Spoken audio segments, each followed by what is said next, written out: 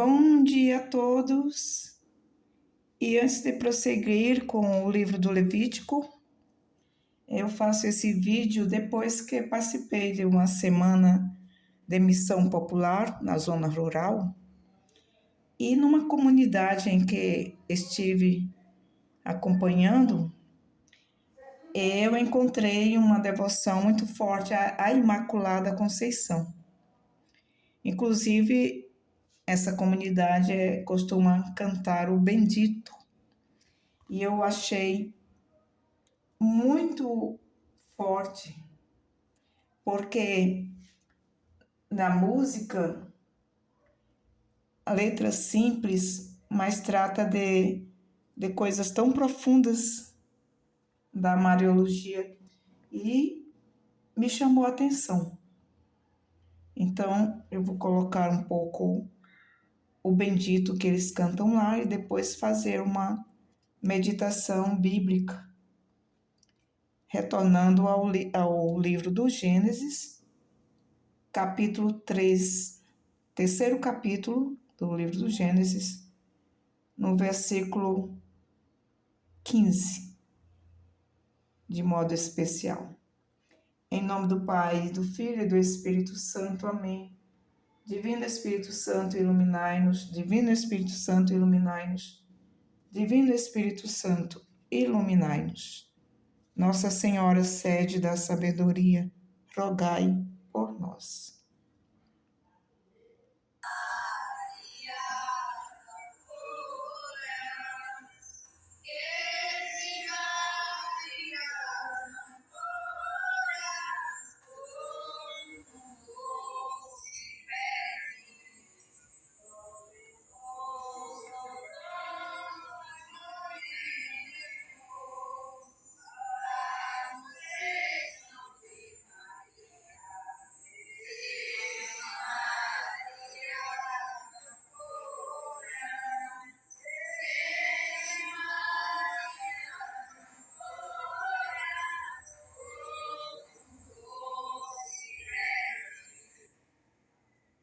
Então foi esse trechinho que me chamou muito a atenção, que eles cantam de modo tão devocional, né, tão cheio de amor a Nossa Senhora, e provavelmente não sabem, né, o sentido profundo dessa letra.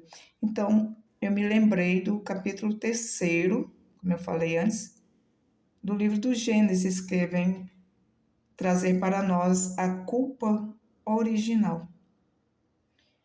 Porque Deus não deixa de revelar aos seus servos os seus planos, né? Aquilo que ele pretende realizar. E os primeiros servos que Deus criou foram os anjos, né? E nós sabemos que havia um chefe dos anjos que era muito grande, destacado em sabedoria, né? Que se chamava Lúcifer. E quando Deus, ele passou a comunicar aos anjos este plano que ele tinha de enviar o seu filho, nascido de mulher, né, para assumir a condição humana. Então Lúcifer não acolheu esse plano, disse não, que não iria servir a uma criatura, embora essa criatura não fosse exatamente criatura, não é? Porque seria a segunda pessoa da Santíssima Trindade que assumiria a condição humana. Ele disse não e com isso ele perdeu tudo que ele havia adquirido de Deus, beleza, né? Perdeu o convívio e o relacionamento amoroso com Deus e ele mais uma terça parte de anjos que o seguia foram expulsos do céu.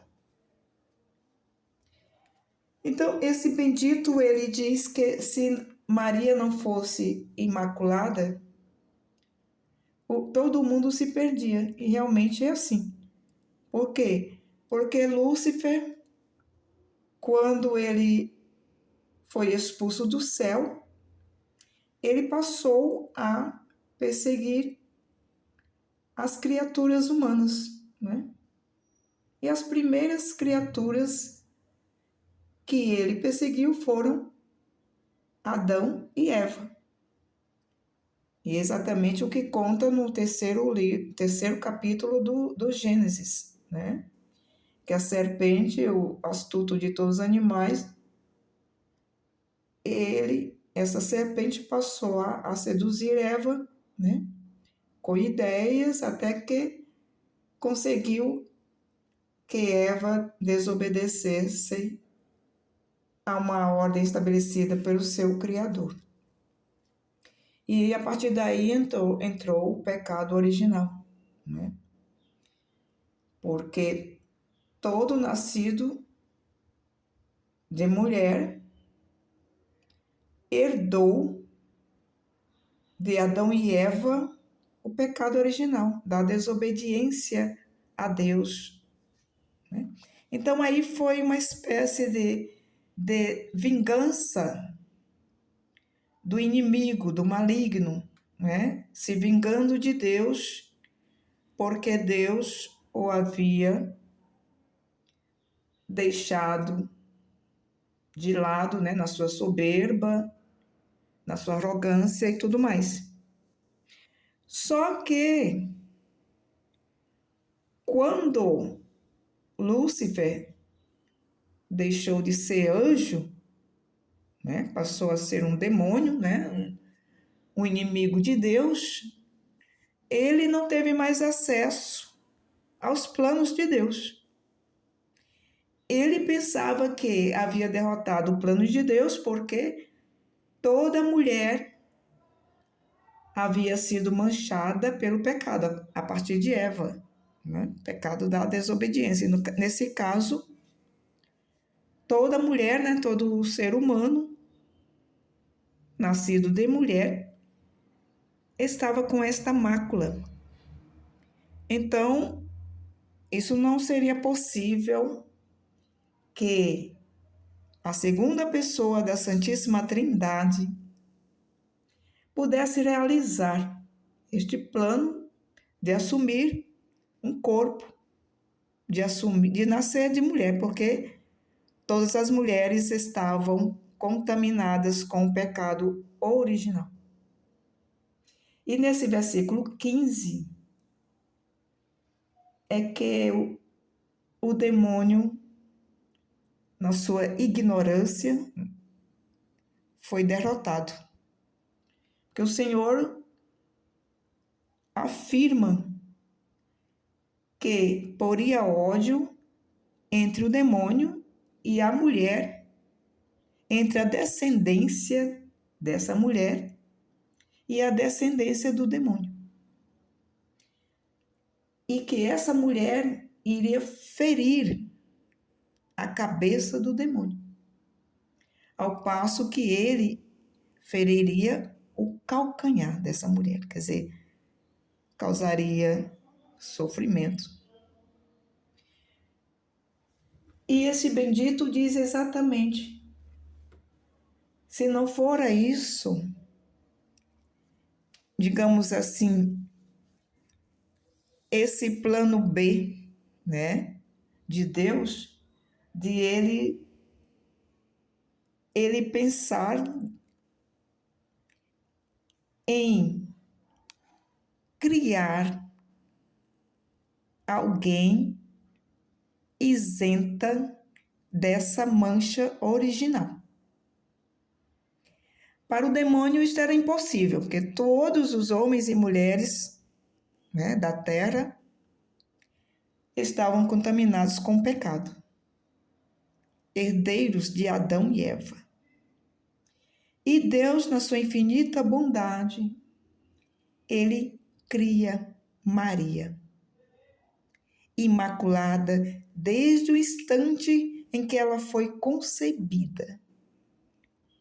Desde o instante da sua concepção no seio de sua mãe, Ana.